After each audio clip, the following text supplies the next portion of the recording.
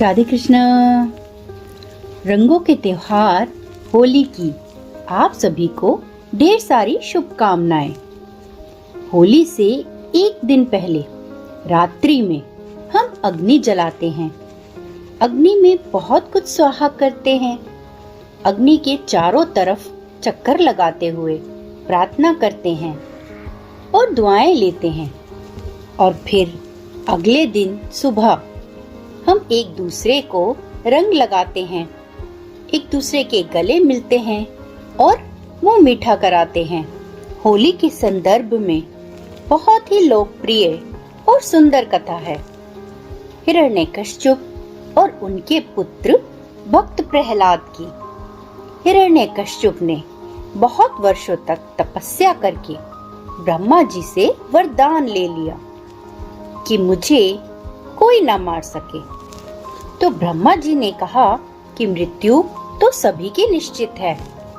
तो हिरण्यकश्यप ने अपनी मृत्यु की शर्त रखी कि मुझे न तो कोई दिन में मारे, न रात में, न घर के भीतर, न बाहर, न पृथ्वी पे, न आकाश में, न तो कोई मनुष्य मुझे मार पाए और न ही कोई देवता, न ही कोई पशु और न ही मैं किसी हथियार से मारा जाऊं। और ये वरदान पाकर हिरण्यकश्यप दंभ और अहंकार से भर गया और उसे इस मोह ने घेर लिया कि मैं ही सर्वशक्तिमान हूँ और मैं ही भगवान हूँ। और इसीलिए उसने पूरी प्रजा पर किसी भी भगवान को मानने के लिए पाबंदी लगा दी और खुद को ही भगवान मानकर पूजे जाने के लिए कहा। उन्हीं के घर एक पुत्र का जन्म हुआ जिसका नाम प्रहलाद रखा गया। और प्रहलाद बचपन से ही महान वैष्णव भक्त थे, जिन विष्णु को हिरण्यकश्यप अपना शत्रु मानता था। उन्हीं भगवान विष्णु की उनका पुत्र भक्त प्रहलाद पूजा करता था। और जब इसकी भनक हिरण्यकश्यप को लगी तो उसने अपने पुत्र को मरवाने के लिए कई प्रयास किए और सभी प्रयासों में वो असफल रहा। तब उसकी बहन होलिका, जिसे वरदान था कि अग्नि उसका कुछ भी बिगाड़ नहीं सकती, और वो अग्नि में प्रहलाद को गोदी में बैठाकर अग्नि में बैठ जाएगी, जिससे अग्नि तो उसका कुछ बिगाड़ नहीं पाएगी और भक्त प्रहलाद मृत्यु को प्राप्त हो जाएंगे। और जैसे ही होलिका भक्त प्रहलाद को लेकर अग्नि में बैठी, होलिका का शरीर अग्नि के ताप से जलने लगा। जब उसने इसका कारण पूछा तो अग्निदेव इसका उत्तर देते हुए कहते हैं कि वरदान जन कल्याण के लिए होते हैं और यदि इसका दुरुपयोग होता है तो वरदान भी काम नहीं आते। और होलिका में होलिका का ही दहन हो गया और भक्त प्रहलाद बच गए। तब क्रोध में हिरण्यकश्यप अपनी गदा उठाकर प्रहलाद को मारने के लिए पूछते हैं कि बता, कहाँ है तेरा भगवान, कहाँ है तेरा नारायण। तो भक्त प्रहलाद हाथ जोड़कर उत्तर देते हैं कि मेरे नारायण तो सर्वत्र हैं, वो मुझ में भी हैं, वो आप में भी हैं, वो इन सभी में हैं, वो कण कण में हैं और वो इस स्तंभ में भी हैं। तब हिरण्यकश्यप क्रोध में स्तंभ पर वार करते हुए बोलता है कि चल, पहले इस स्तंभ में जो तेरे भगवान हैं उसको मारता हूँ, फिर तेरा नंबर लगाता हूँ। और जैसे ही उसकी गदा उस स्तंभ पर गई, स्तंभ के चकनाचूर होते ही उसमें से की स्वर से के उच्च नाद से भगवान नरसिंह का प्राकट्य हुआ। नरसिंह जो भगवान विष्णु के अवतार हैं। नरसिंह उस समय बहुत क्रोधित अवस्था में प्रकट हुए, जिससे पूरा भूमंडल कपने लगा। उन्होंने हिरण्यकश्यप को उठाया और देहरी में बीचों बीच अपनी गोद में लिटा लिया और बोले कि देख, ना ये दिन है न रात, ना तू पृथ्वी पे है न आकाश में, न तू भीतर है न बाहर, न मैं नर हूँ न पशु, और ना ही कोई मैं देवता हूँ, और मेरे पास कोई हथियार भी नहीं है। मैं तुझे अपने इन नाखूनों से मारूंगा।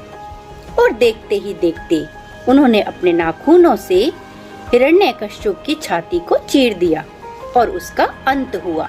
ये कथा हमें सिखाती है कि बुराई कितनी भी शक्तिशाली हो, उसका अंत निश्चित है। जब हिरण्यकश्यप का वध हो गया तो भक्त और भगवान का मिलन हुआ।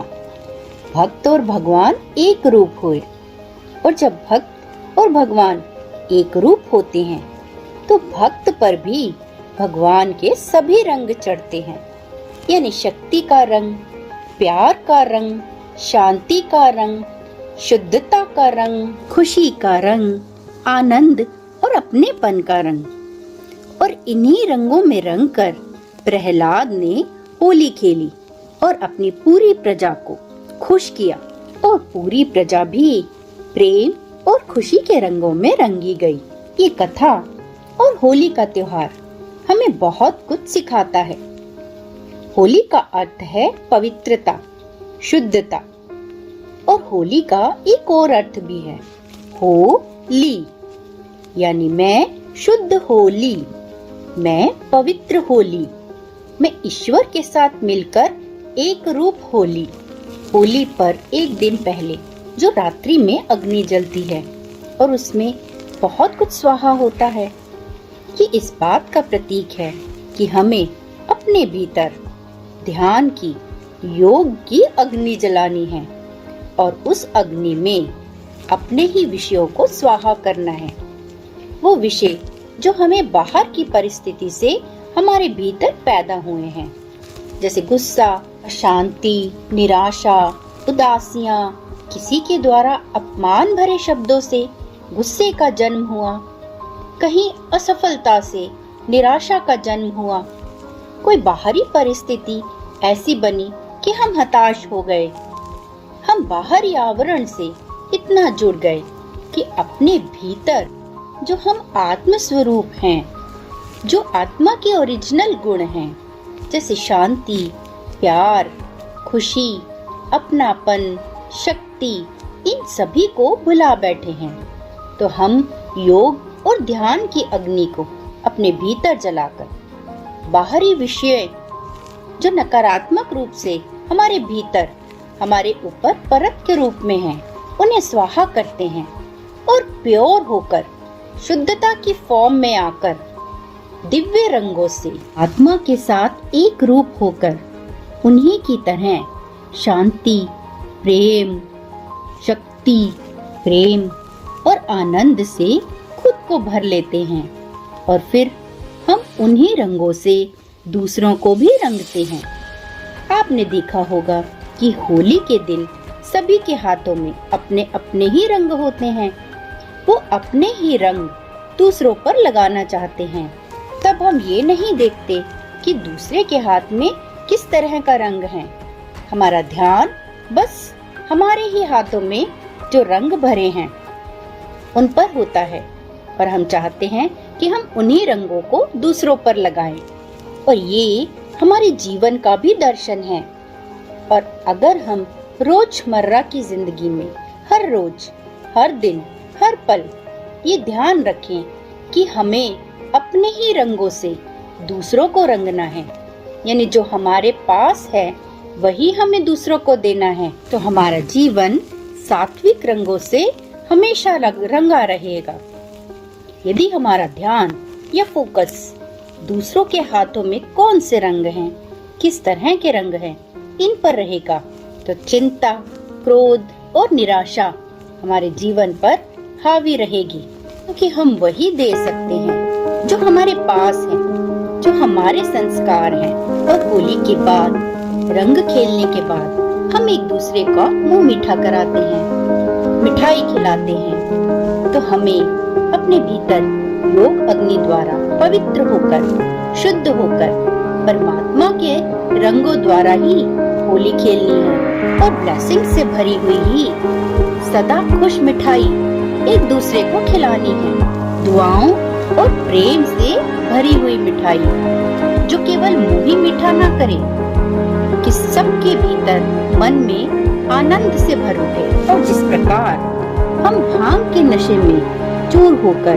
नाचते हैं, संसार को भूलते हैं, इसका अर्थ है कि जब हम अपने भीतर योग की अग्नि जलाएं, ध्यान रूपी अग्नि जलाएं, उसमें सभी विषयों को स्वाहा करें।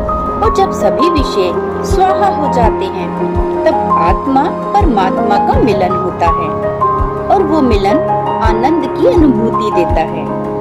तब ये आत्मा देह को भुलाकर अपने भीतर ही परमात्मा के साथ रास करती है, नृत्य करती है। हमारी सभी इंद्रियां एक रूप होकर परमात्मा की तरफ मुड़ जाती हैं और तभी हम वास्तव में पवित्र और शुद्ध जीवन जी पाते हैं। यही होली का वास्तविक अर्थ है, जो हमारे जीवन को पूरी तरह से रूपांतरित करती है।